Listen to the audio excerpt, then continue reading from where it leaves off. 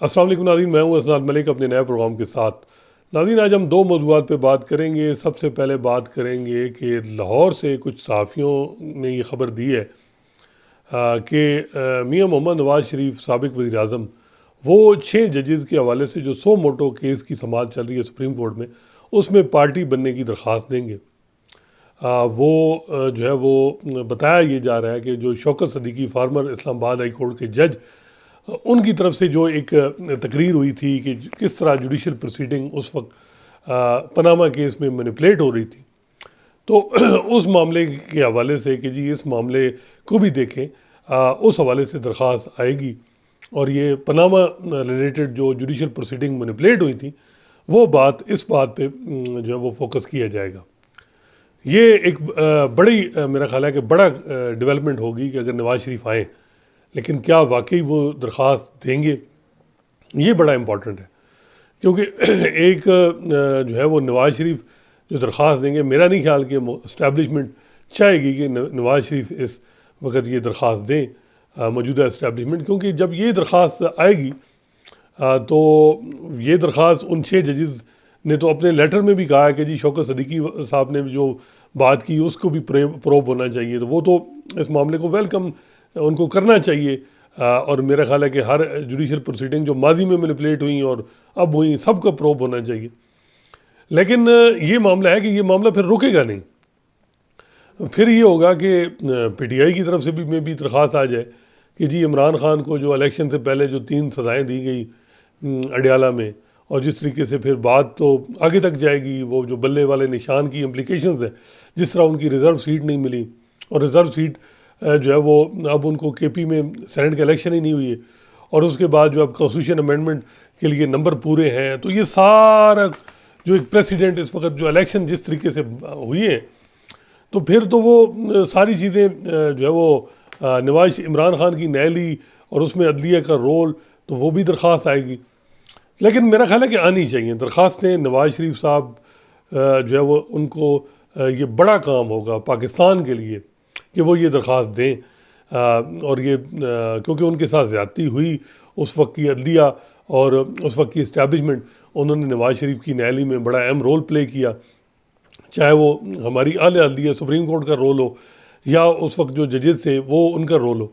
लेकिन ये है कि जब ये दरख्वास्त आएगी तो सबसे ज़्यादा एम्बेरसमेंट जो है वो एक जज एक दो के लिए तो बड़ा हो, जैसे मुनीब अख्तर जैसे मसलन उनकी बात करते हैं, वो साकिब निसार साहब उनकी तालीक उनको उन्होंने सुप्रीम कोर्ट में लाए, फिर जस्टिस एजाजुल हसन के वो करीब, वो कैंप पे जब सवाल उठेंगे तो फिर ये बात तो थोड़ा सा मसला मुनीब अख्तर साहब के लिए एम्बेरसमेंट होगी। लेकिन मेरा ख्याल है कि मुनीब अख्तर साहब को भी ओपन माइंड से इस मामले को देखना चाहिए। फुल कोर्ट बनता है तो फुल कोर्ट तो ज़ाहिर बात है बनेगा, खुद चीफ जस्टिस साहब ने अंदिया दिया, तो वो इस मामले को करेंगे। बिल्कुल पनामा में अगर ये चीज़ हुई है तो करना चाहिए इसको प्रोब, और जो जुडिशल प्रोसीडिंग मैनिपुलेट। लेकिन बात ये भी होती है कि हम देखते थे माजी में भी कि जजेस जो है वो रिसेंट पास में भी कि जजेस अवॉइड कर रहे थे कि इतना ज़्यादा माजी में हम ना जाएं जो हमारे साथ अब हमारे दौर में हो रहा है। कहीं ऐसा ना हो कि अगले 3-4 साल बाद ये चीज़ें भी खुल जाएँ, और जिसमें हो कि जी इमरान खान को देखें ना, न्यायालयी जो 3 सज़ाएँ हुई हैं, और ख़ासकर इद्दत केस में, और अडियाला जेल में जिस तरह रात को 2 बजे तक ट्रायल चलता रहा, उस वक्त 2018 में यही हनीफ अब्बासी को सज़ा दिलवाई गई, नवाज़ शरीफ को, मरीम नवाज़ को जेल भेजा गया, साकिब निसार साहब का आर्डर था। लेकिन जो अभी हुआ है उसका कौन जिम्मेदार होगा? फिर जो इलेक्शन पे जो सवालात उठे हैं, जो आरोज़ जिस तरह एग्जेक्टिव से लिए गए हैं, वो जुडिशरी से क्यों नहीं उस पर अदलिया खामोश, और फिर लेवल प्लेइंग फील्ड की बात, तो अदलिया का रोल तो इस दफ़ा भी सवाल उठेगा। और ख़ासकर सबसे ज़्यादा जो मामला है वो 13 जनवरी का फ़ैसला है। मेरे ख्याल में तो वो इस रीसेंट पास का कंट्रोवर्शियल फ़ैसला ये है कि उसकी इम्प्लिकेशन अभी तक चल रही हैं। जो है एक जमात जो है उसका, देखें इमरान खान की जो सोच है उससे हज़ार इख्तलाफ हैं, और वो भी वो फिर भी वही काम करेंगे जो उन्होंने किया। लेकिन बात यह है कि जब लोग उसको वोट दे रहे हैं, तो होना तो जमहूरियत तो यही है ना कि आप जब उसको वोट कोई लोग दे रहे हैं तो फिर एक दफ़ा उनको लोगों को एक आजमाने दें, लोगों को भी पता चल जाएगा कि इमरान खान ने माजी में क्या किया, बजाय इसके कि एक बहुत बड़े यानी एक लंबे अरसे के लिए एक जो है वो एक जो मामला जो है वो गले पड़े कि जी देखें जी जुल्म हुआ और विक्टिम कार्ड का पाकिस्तान में किस तरह होता। बेहतर ये था कि जब इस दफ़ा मैंडेट मिला इमरान खान को मौका पीटीआई को देना चाहिए था। पीटीआई परफॉर्मेंस पता चल जाती लोगों को और लोग जो है वो उससे अंदाज़ा उनको हो जाए, क्योंकि लोगों का रोमांस इस दफ़ा था, उन्होंने दिए वोट। लेकिन जिस तरीके से फिर नून लीग और नून लीग के अब अपने लोग कह रहे हैं कि हमें नहीं हुकूमत लेनी चाहिए थी, क्योंकि लॉन्ग टर्म में इसका बड़ा नुकसान होगा। क्योंकि ये जो लोग विक्टिम कार्ड है ये देखिएगा ये अगली दफ़ा उससे ज़्यादा होगा। और ये इन जजेस, चीफ इलेक्शन कमिश्नर, एस्टैब्लिशमेंट, सब पे ये बातें आएंगी। तो ये एक सोच थी। अब जो ये बात करते हैं लोग कि भाई ये जो इलेक्शन है फ्री, एक तो मसला ये है कि फ्री एंड फेयर और फॉर्म 45 को 47 में तब्दील करके जो रिज़ल्ट है, ये प्रेसिडेंट ऐसी सेट बनी है कि अगली दफ़ा कुछ भी हो सकता है, क्योंकि इस दफ़ा प्रेसिडेंट सेट हो गई। अलिया खामोश, अलिया क्यों खामोश? अब ये अगर अब क्यों खामोश, कौन सा पैकेज आ रहा है जुडिशल रिफॉर्म का? तो ये सारी चीज़ें नेक्सस हैं। अगर जब तक, मैं वही बार बार कहता हूँ कि चीफ जस्टिस काजी फैसल को सबसे पहले ये काम करना चाहिए, फौरी तौर पे उनको ये कहना चाहिए कि जी कोई कॉन्स्टिट्यूशन अमेंडमेंट अगर आएगी कि ओहदे के लिए कि 3 साल चीफ जस्टिस का टेन्योर हो, तो मैं कम अज़ कम उसका हिस्सा नहीं बनूंगा। उसका ये होगा कि वो जो माजी में उन्होंने बड़े काम किए हैं, लाइव स्ट्रीमिंग, भुट्टो रेफरेंस में नवाज शरीफ की तायाद नैली ख़त्म, supreme court practice and procedure act को अहमियत देना, ये वो सारी चीज़ें हैं जिनकी लोग इसको सपोर्ट करेंगे कि जी बड़े काम। लेकिन अगर ये अमेंडमेंट के ज़रिए और वो बेनिफिशरी बनेंगे तो फिर लोगों का ये होगा कि ये सारा कुछ जो है परसेप्शन ये बनेगी, ये इस वजह से हो रहा था जी कॉन्स्टिट्यूशन अमेंडमेंट और ये 3 साल लेने थे। तो इस वजह से बड़ा ट्रिकी मामला है। मेरा ख्याल है कि इस मामले में चीफ जस्टिस देखते हैं कि अब क्या वो करते हैं, उनका क्या रोल होता है। तो ये जो नवाज शरीफ साहब हैं, मेरा ख्याल है कि बड़ा इंटरेस्टिंग होगा। लेकिन बज़ाहिर ये लग रहा है कि 2008 के इलेक्शन में भी इन्होंने कहा जी मैं जो है वो हम इलेक्शन नहीं लड़ते, बाद में इनको समझाया गया। अब भी मुझे डाउट है कि मे भी नवाज शरीफ ना आए, दरख्वास्त दें, लेकिन हो भी सकता है। लॉ मिनिस्टर आज़म नज़ीर तारड़ साहब, उन्होंने जब प्रेस कॉन्फ्रेंस इन 6 जजेस के मामले में की, उनसे जब मैंने सवाल किया था तो उन्होंने कहा जी असूलन तो होना चाहिए। शौकत सिद्दीकी साहब के जो इल्ज़ाम हैं जो 2018 में रिगिंग पनामा में हुई, उसको देखना चाहिए। बिल्कुल मेरा ख्याल है कि अच्छी अपॉर्चुनिटी है कि ये 6 जजेस का जो मामला है, इस वक्त जो वो कह रहे हैं कि हम पे दबाव था पीटीआई के, क्योंकि तरियान केस में मेन मामला है, तो इस वक्त जो दबाव है, जो माजी का दबाव है, तो सारे इकट्ठे ही मामला किए जाए। लेकिन ये क्या, ये हमारी मौजूदा जो इस्टेब्लिशमेंट है वो इस चीज़ में खामोश रहेगी? ये बड़ा इंपॉर्टेंट होगा।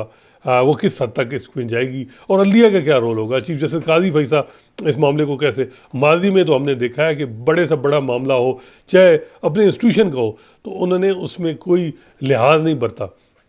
लेकिन ये भी एक हकीकत है कि 6 महीने में जो मौजूदा हमारी इस्टेब्लिशमेंट का मामला हो या मौजूदा हुकूमत उनके इंटरेस्ट का मामला हो, तो वहाँ मोहतात रवैया अख्तियार रखा गया है अदलिया की तरफ से। ये भी एक हकीकत है, विद फैक्ट्स चीज़ें बताएं कि किन चीज़ों में। अगर मुशर्रफ के मामले में एक फ़ैसला आया, मुशर्रफ का मौजूदा इस्टेब्लिशमेंट मेरा नहीं ख्याल एक है कंसर्न होगा इंस्टीट्यूशन के अंदर, लेकिन उनके लिए मेन इस वक्त जो मसला है हुकूमत के लिए, मुक़्तदर हलकों के लिए, सारे इंस्टीट्यूशन के लिए, वो है पीटीआई और इमरान खान।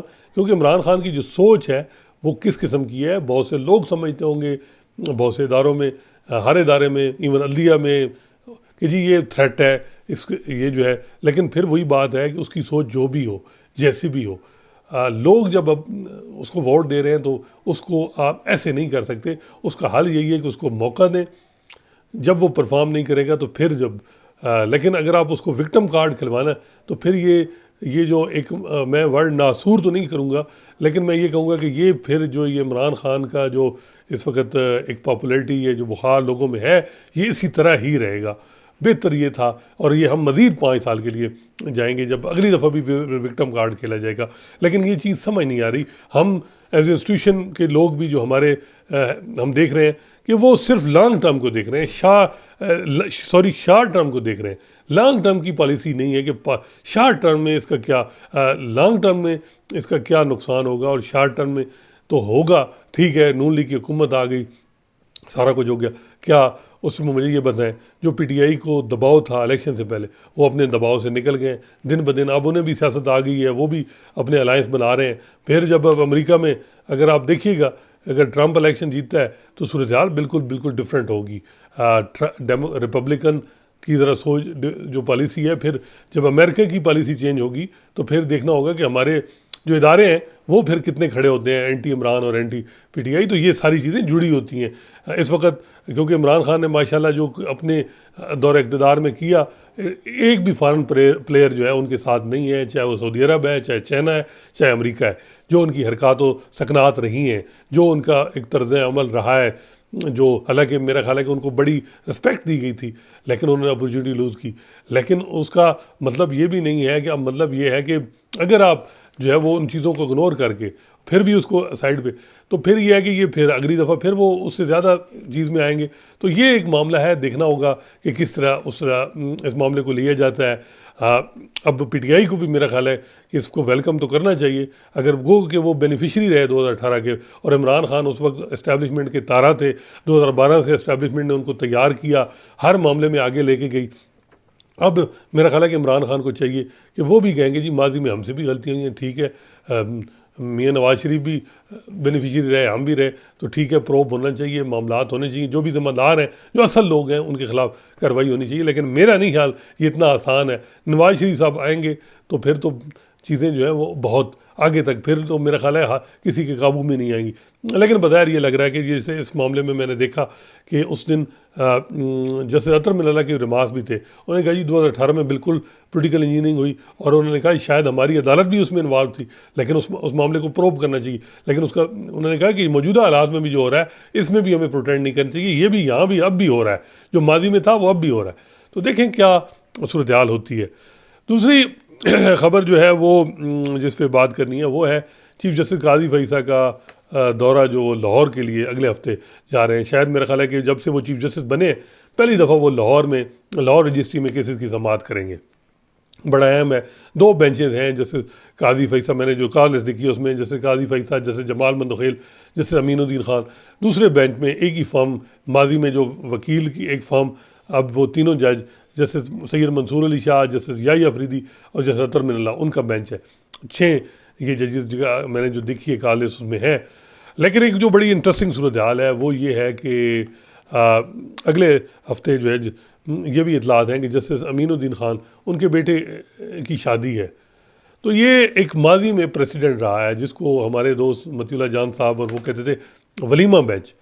जब भी किसी जज की बेटे की शादी होती थी तो बेंच रखवा दिया जाता था कि उसमें केस फिक्स करवा के, और वो माजी में यही चीज़ रही, हर दफ़ा ही खैर रही कि जो लाइक माइंडेड चीफ जस्टिस साहबान थे उन दौर में तो ये बहुत था कि जी जब भी कराची लाहौर में किसी जज की बेटी की शादी है तो फिर फंक्शन ज़रा ज़्यादा होते हैं, एक दिन मेहंदी होती है, एक दिन बारात होती है, एक दिन वलीमा होता है। तो बेहतर ये है कि बेंच ही वहाँ रखवा दो, और बेंच में ज़रा TAD भी माजी में मिलता था, सब कुछ मिलता था, और साथ ही शादी भी भुगता लो, सारे मज़े इन्जॉय। तो हम बड़ा उसको क्रिटिसाइज़ करते थे कि जी ये वलीमा बेंच का जो कंसेप्ट है ये ख़त्म होना चाहिए। और मज़े की बात है कि जस्टिस काजी फैसल जो है वो ख़ुद इस चीज़ को क्रिटिसाइज़ करते रहे। वो इस चीज़ में बिल्कुल वो उन्होंने सपोर्ट नहीं की कि जी ये इस तरह का तरीक़ाकार है। और बल्कि एक मैं आपको मतलब विद फैक्ट ये एक वाक़या है, कराची में शादी थी, गालबन जस्टिस अमीर हानी मुस्लिम जो रिटायर हो चुके हैं उनके बेटे की शादी थी गालबन। तो यही साकिब निसार साहब का दौर था ये। तो कहा गया, ब्रेक हुई तो कहा गया जी किन किन जजेस ने जी वलीमा अटेंड करना है, फिर वहाँ बेंच बनाया जाए ये वो। तो जस्टिस काजी फैसल ने कहा जी नहीं, ऐसे नहीं हो सकता, मैं TAD के लिए जी अब बेंच मैं जाऊँगा, मैं अपने पैसे से अपनी टिकट लूँगा, मैं ये नहीं कर सकता कि जी मैं वहाँ बेंच में बैठूँ और मेरा ताकि TAD भी मिले, ताकि मेरा जो ट्रिप है शादी भी मैं पूरी एंजॉय करूँ और वो TAD भी मुझे मिले, मैं नहीं इसमें करूँगा। तो वो उन्होंने इनकार कर दिया, और वो जस्टिस काजी फैसल जो है वो ख़ुद उन्होंने टिकट लिया और टिकट यानी शादी अटेंड की। तो मज़े की बात है कि वो बड़ी इंटरेस्टिंग है। मुझे वो एक जज साहब ने बताया था, उन्होंने कहा जी कि जो होस्ट थे जो उनको एक जज साहब सुप्रीम कोर्ट के उन्होंने माजरत कर ली थी, उन्होंने कहा जी नहीं मेरी मजबूरी है, मैं नहीं आ सकता। लेकिन जब सुना गया कि वहाँ बेंच बन रहे हैं तो उन्होंने भी अपना कहा कि मुझे भी ऐड कर दें। फिर उन्होंने उस जज साहब को कहा कि नहीं सॉरी, मेरा प्रोग्राम चेंज हो गया और मैं अब आ रहा हूँ और मैं आपकी बेटी की शादी अटेंड करूँगा। तो ये इस किस्म की चीज़ें चलती रहती रहीं जिस पे हमने बड़ा सवाल और तो उठाए। तो हम उम्मीद ही कर सकते हैं कि ये जो बेंचेस 2 बने हैं इसमें जो जजेस जाएंगे वो कोई टीएडी की क्लेम नहीं करेंगे। देखें इस तरह अच्छा नहीं प्रेसिडेंट। और जो सतर मिनल्ला जो हम इस वक्त बड़ा उनकी बात कर रहे हैं, उनको मेरा ख्याल है कि इसमें और ये जैसे याहिया अफरीदी, जैसे मंसूर अली शाह, तो खैर वो लाहौर से उन बिलोंग करते हैं, शादी जो है वो अभी ईद पे वो वहीं लाहौर होंगे, वो तो नहीं। लेकिन ये जजेस जो इस्लामाबाद से अब जाएंगे, तो मेरा ख्याल है कि इनको सबको टीएडी क्लेम नहीं करना चाहिए, अदरवाइज़ फिर सवालात उठेंगे कि एक तरफ जैसे सतर मिनल्ला जो है यहाँ बड़े बड़े उनकी तरफ से भाषण आ रहे हैं और वो फिर टीएडी और ये चीज़ें क्लेम कर रहे हैं। मेरा ख्याल है ये भी मुनासिब नहीं होगा। अगर होगा तो फिर लोग सवालात तो उठाएंगे कि माजी में ये जो इन चीज़ों पर हम सवालात उठाते थे, अब आप क्यों ये कर रहे हैं। तो उम्मीद ये की कर सकती है। लेकिन चीफ जस्टिस काजी फैसला भी देखना है कि क्या बेंच में ये भी है कि लाहौर में बड़ा ज़रूरी है, और भी 2-3 बड़े इंपॉर्टेंट मैटर हैं वहाँ जिसकी वजह से लाहौर का उनका ट्रिप ज़रूरी था। लेकिन एक हफ़्ता पूरा स्टे लाहौर में, ये जो वलीमा बेंच वाला जो कंसेप्ट है, इसको बेहतर होता कि ये परसेप्शन ना जाती। लेकिन 2 चीज़ें और बड़ी इंपॉर्टेंट हैं लाहौर में उनके जाने की। एक तो ये है कि लाहौर में आपको पता है इस वक्त तकरीबन 23-24 असामियाँ खाली हैं लाहौर हाई कोर्ट के जजेस की, और लिस्टें बन रही हैं, बड़ी ज़ोर से मुशावरत चल रही है कि 2 बैच में लाहौर हाई कोर्ट के जजेस की अपॉइंटमेंट की जाए। अच्छा, मज़े की बात है कि अब लाहौर में जब जजेस की अपॉइंटमेंट होती है तो बार बड़ा अपना इन्फ्लुएंस इस्तेमाल करती है, और हमेशा हमने देखा है जो बार के सरकर्दा लोग हैं, और बार में मीन्स इस वक्त इंडिपेंडेंट ग्रुप है, प्रोफेशनल ग्रुप ने इफ्तिखार चोई साहब के दौर में अपने जज बड़े अपॉइंट करवाए। जिस तरह जैसे एजाजुल हसन थे, वो जूनियर थे हामिद खान साहब के, या और कई लोग थे तो इन्होंने किए। तो जब हम देखते हैं कि साकिब निसार साहब और उनके बाद इंडिपेंडेंट ग्रुप के लोगों ने, जो सरकर्दा जो वकील हैं, उन्होंने अपने करीबी लोगों को जज अपॉइंट करवाया। तो अब देखना है कि लाहौर हाई कोर्ट में इतलात ये भी हैं कि 3 प्रोफेशनल ग्रुप के जो लोग हैं वो कहते हैं जी देखें इनके जी करीबी लोगों की बड़ा कंसिडर किया जा रहा है, लिस्ट में शामिल करवाया जा रहा है और ये किया जा रहा है। ये अब बड़ा इंटरेस्टिंग होगा, क्योंकि बाहर तो बड़ी प्रिंसिपल स्टांस देती है।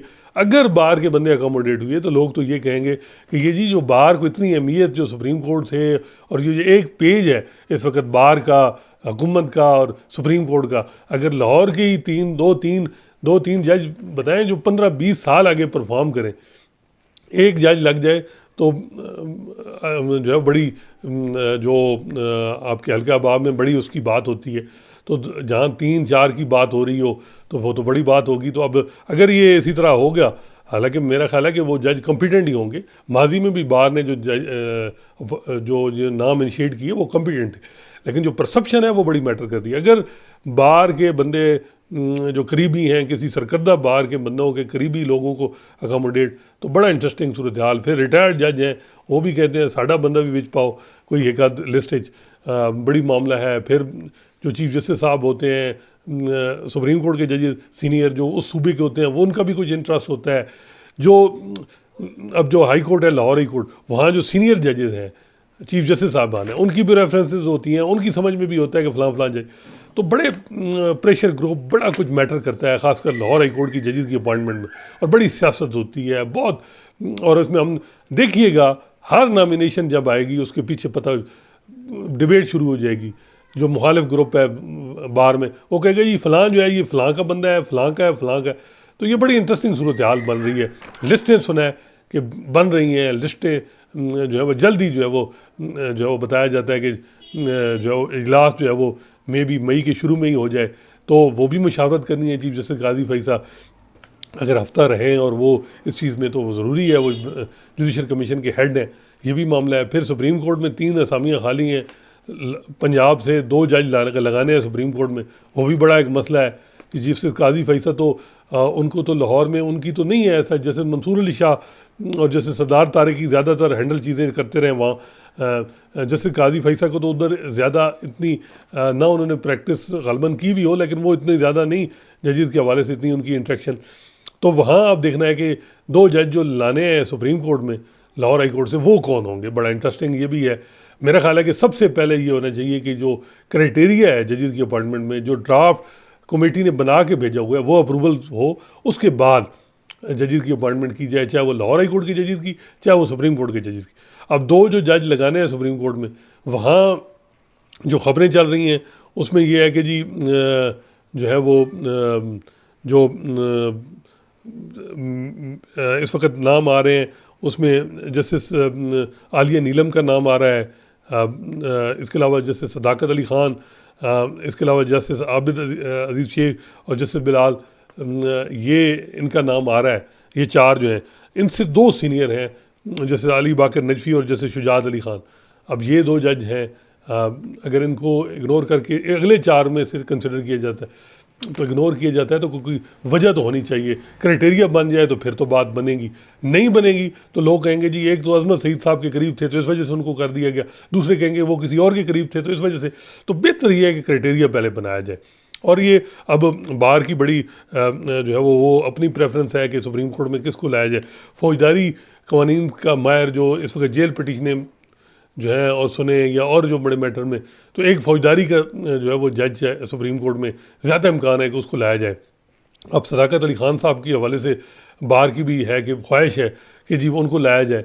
अच्छे जज हैं, तलक भी रावलपिंडी डिवीज़न से, टेक्सला से है, तो देखते हैं कि वो आते हैं। जैसे आलिया नीलम का भी है कि एक और ख़ातून जो है सुप्रीम कोर्ट में आ जाएंगी, उनका नाम भी बहुत ज़्यादा लिया जा रहा है। तो ये बार में अगर आप बैठें आगे पीछे तो आपको ख़बरें बड़ी मिलती हैं कि किस तरीके से जो है वो कौन किन को। आबिद अजीज़ शेख साहब जो हैं इनका भी अब देखना है कि इनमें मेरा ख्याल है कि मे बी जैसे आलिया नीलम और जैसे बिलाल इनको जो है वो आगे इनका नाम भी रिकमेंड हो जाए। लेकिन वही बात है कि दूसरे जजेस के बारे में भी ये सजेशन दी जा रही हैं, तो देखना होगा कि किन को, जैसे ये चार में से। लेकिन बात वही है कि जैसे शुजात अली ख़ान और जैसे अली बाकर नजफ़ी, वो जैसे मलिक शहजाद के बाद दो सीनियर ये हैं, तो इन देखना होगा कि क्या ये भी आ सकते हैं सुप्रीम कोर्ट में।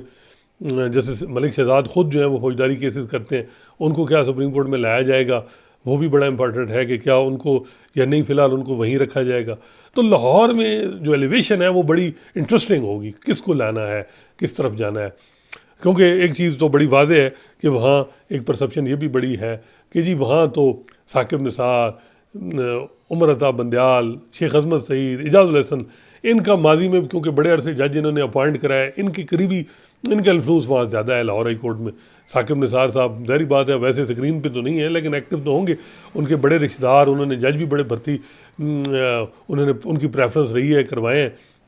तो खैर देखना होगा कि किन को लाहौर से लाया जाता है। तो ये भी तो अब देखना होगा ना कि लाहौर से दो अगर लाने हैं तो एक हफ़्ता वहाँ इस पे भी डिबेट हो, डिस्कशन हो, चीफ जस्टिस काजी फैसा इन जजेस से मुलाकात करें, इनके बारे में पूछें, तो ज़रूरी है। मेरा ख्याल है कि इसमें कोई कबार नहीं। लेकिन बीच में फिर वही बात है कि शादी है एक जज साहब के बेटे की, और उसके बाद जो ये वलीमा बेंच वाला कंसेप्ट है, ये रवायत है, ये रवायत तो फिर वही बात है चल ही रही है। माजी में फिर थी तो फिर वहाँ अब भी चल रही है। फिर माजी को हमने क्यों क्रिटिसाइज़ किया, वो टीएडी क्लेम करते थे।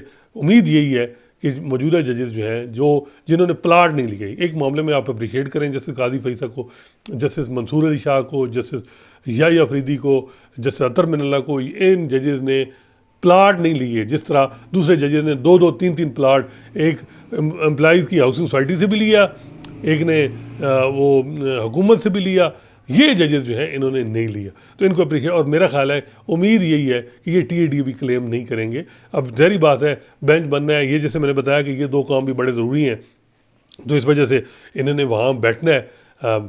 लेकिन ये जो वलीमा बेंच वाला कंसेप्ट है वो तो चलता ही रहेगा, क्रिटिसिज्म तो मे भी हो, लेकिन अगर टीएडी क्लेम नहीं होगा और इसी तरह चलता रहेगा मामला तो बेहतर है, फिर तो कोई इशू नहीं है। दूसरे काम भी चलें और शादी भी जो है वो साथ, क्योंकि फिर यहाँ से जाना फिर आगे पीछे, बेहतर है कि फिर जो भी इवेंट है वहाँ, अब जैसे अमीनुद्दीन खान वो ख़ुद बेंच का हिस्सा है, और तो अच्छी बात है क्योंकि इस वक्त जजेस की तादाद भी कम है, तो ये भी है कि काम भी साथ निपट जाएगा और ये भी दूसरे काम भी हो जाएगा। तो देखें क्या होता है, किस तरह चीज़ें चलती हैं।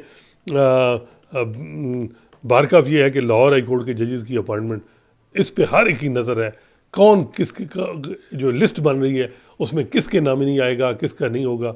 एक बात हकीकत है, चाहे जो माने ना माने हमारे जो चीफ जस्टिस साहब हैं, जो अगर बार के बंदों को एडजस्ट ना हुआ तो बार की जो अनकंडीशनल सपोर्ट है हर मामले में, कि अब जैसे अतर मिल्ला के खिलाफ कंपेन है तो बाहर चुप है। शहजाद शौकत साहब ने कोई एक स्टेटमेंट नहीं जारी की कि ये 6 जजेस के खिलाफ जो कंपेन चल रही है इस पर क्यों। लेकिन वो ये 13 जनवरी के आर्डर के बाद तो उन्होंने प्रेस कॉन्फ्रेंस कर दी थी। तो अब देखना है कि अगर वो अकोमोडेट नहीं होते बाहर के लोग और तो फिर क्या होगा, ये भी बड़ा इंटरेस्टिंग है। माजी में हमने देखा है कि जब जजेस की उनकी प्रेफरेंस के अकोमोडेट नहीं हुई तो बाहर ने फिर जो टफ टाइम दिया, फिर चीफ जस्टिस के जजेस के लिए भी मुश्किलात होती हैं। तो बाहर को इग्नोर भी नहीं किया जा सकता। देखते हैं किस तरह उनको अकोमोडेट किया जाता है या बिल्कुल ही नहीं किया जाता। अभी फ़िलहाल मुनासिब नहीं है कि नाम लिए जाएँ, क्योंकि ये क्योंकि प्रोफेशनल ग्रुप जो हैं उनके जो लोग हैं वो बहुत एक्टिव हैं जी, ये हो गया वो गया। तो मैंने तो उनको खैर उनके दोस्तों को कहा, मैंने कहा जी इफ्तिखार चौधरी साहब के दौर में आप बेनिफिशियरी रहे, आप लोगों ने जज अपने अपॉइंट किए हैं, तो अगर अब इनके जज हैं और ये कम्पिटेंट हैं और किसी के करीब हैं या किसी के चैम्बर फेलो हैं तो क्या इसमें हर्ज है। तो माजी में भी यही चीज़ रही है, तो क्या मसला है इसमें। तो खैर वो सियासत भी चलती रहती है दोनों तरफ। देख रहे हैं कि वो कौन से होंगे नामिनी और कितने वो कम्पिटेंट होंगे। इंशाल्लाह नए मौजू के साथ आपकी खिदमत में हाज़िर होंगे। अल्लाह हाफ़िज़।